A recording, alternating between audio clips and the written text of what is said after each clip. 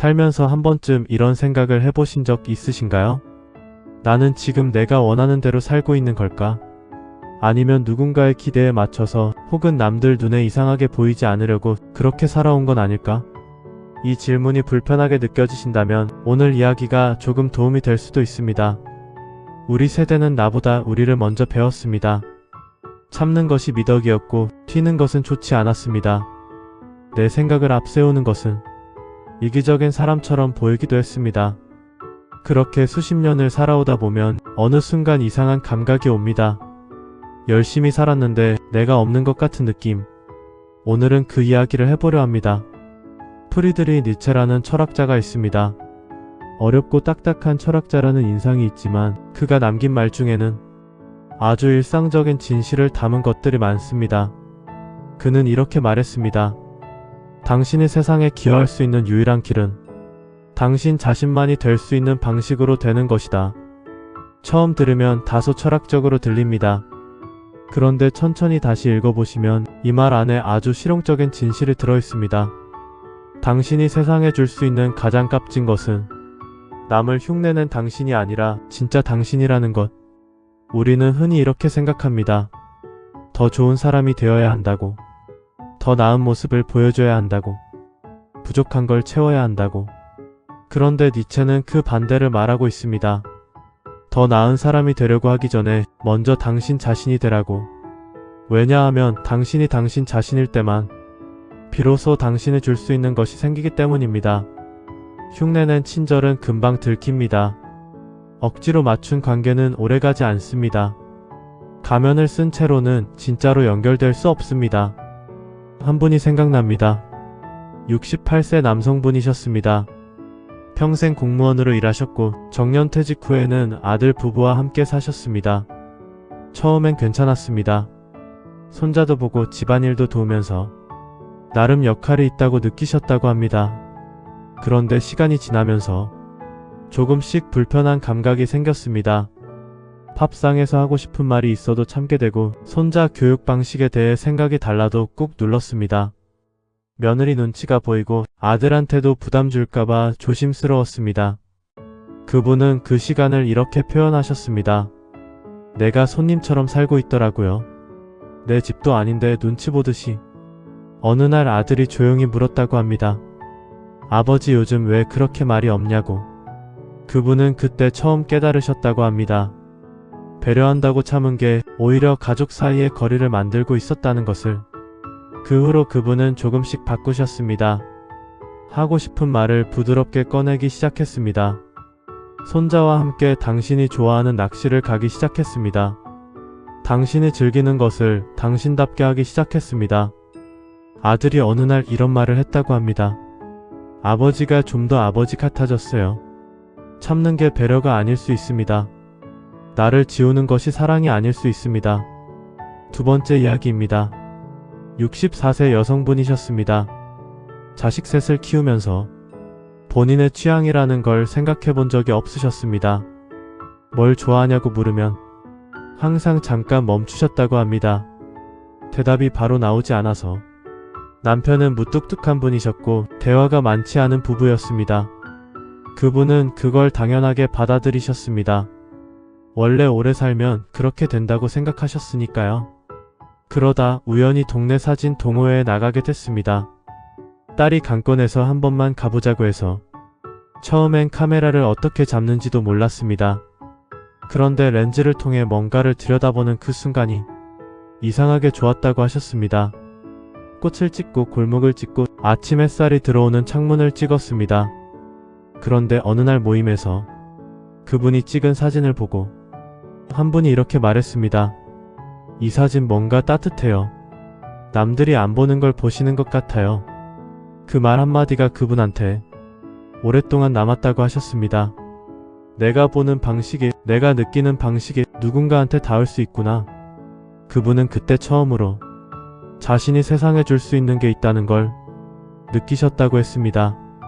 남들 다 하는 방식이 아니라 자신만의 눈으로 본 세상이 그 자체로 가치가 있었습니다.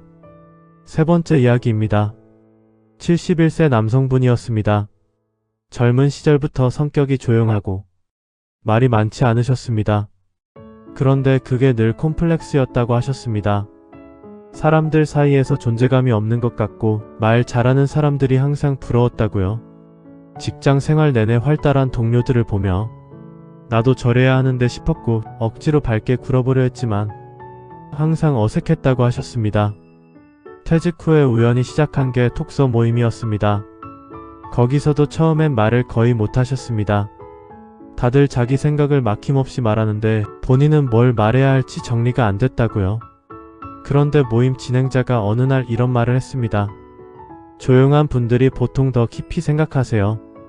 오늘은 천천히라도 한 말씀 해주세요. 그분은 그날 딱 2문장을 말했다고 합니다. 그런데 모임이 끝나고 한 분이 따로 와서 이러더랍니다. 아까 하신 말씀이 계속 생각나요. 짧은데 되게 핵심을 찌르셨어요.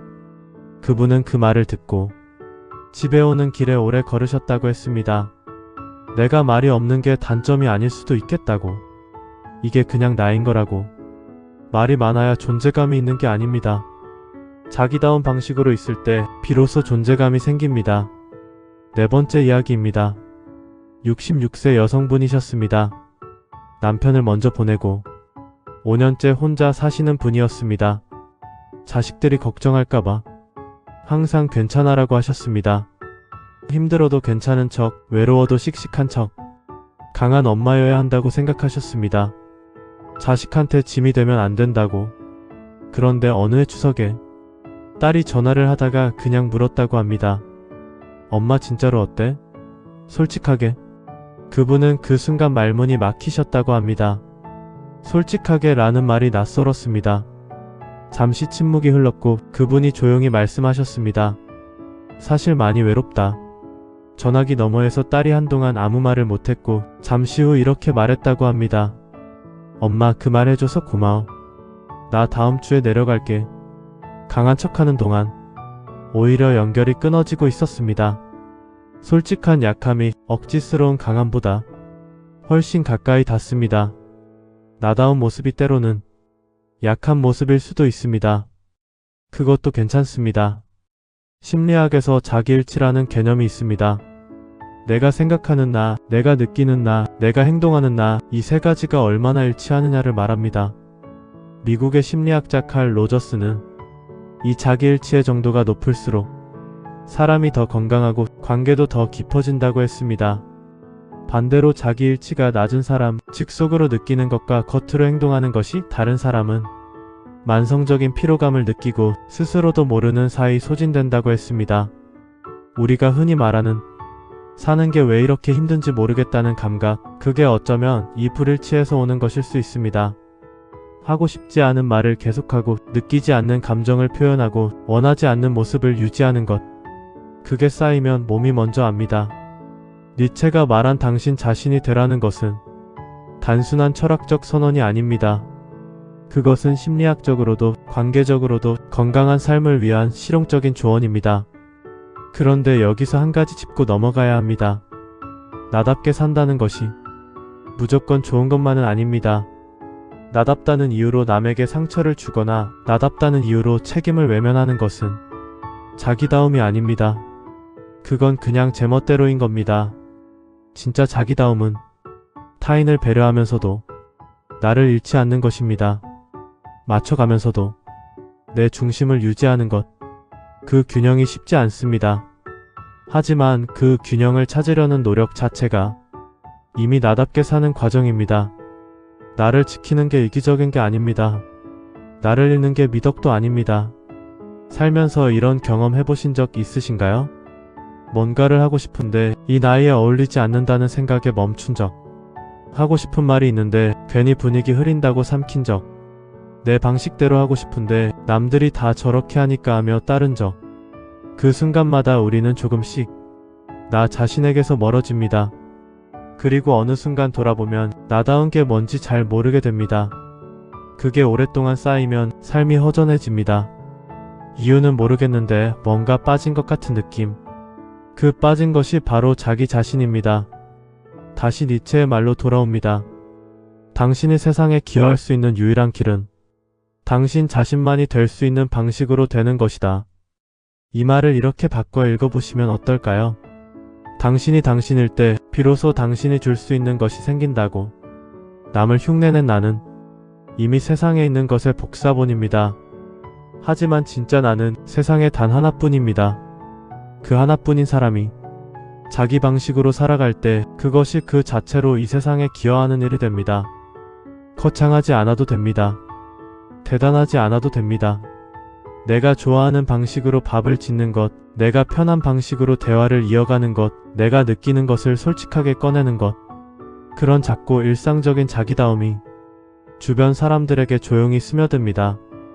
가장 나다운 당신이 가장 가치 있는 당신입니다. 흉내내는 게 아닙니다. 나로 사는 겁니다. 지금 이 순간 혹시 오랫동안 나를 내려놓고 사셨다면 그건 잘못이 아닙니다. 그렇게 살아야 하는 이유가 있었을 겁니다. 가족을 위해서, 자식을 위해서, 주변을 위해서. 그 시간들이 헛되지 않았습니다. 다만 이제는 조금쯤은 나를 위해서도 살아도 된다는 것. 그 허락을 남한테서 받을 필요 없습니다. 스스로에게 해주시면 됩니다. 당신이 당신으로 살아가는 것, 그것으로 이미 충분합니다. 오늘 이야기가 마음 한켠에 조금이라도 남으셨다면 구독과 좋아요 한번 눌러주시면 감사하겠습니다. 그리고 여러분은 어떤 순간에 가장 나답다고 느끼시나요? 혹은 반대로 어떤 순간에 나를 잃는 것 같다고 느끼시나요? 댓글로 남겨주시면 함께 읽겠습니다.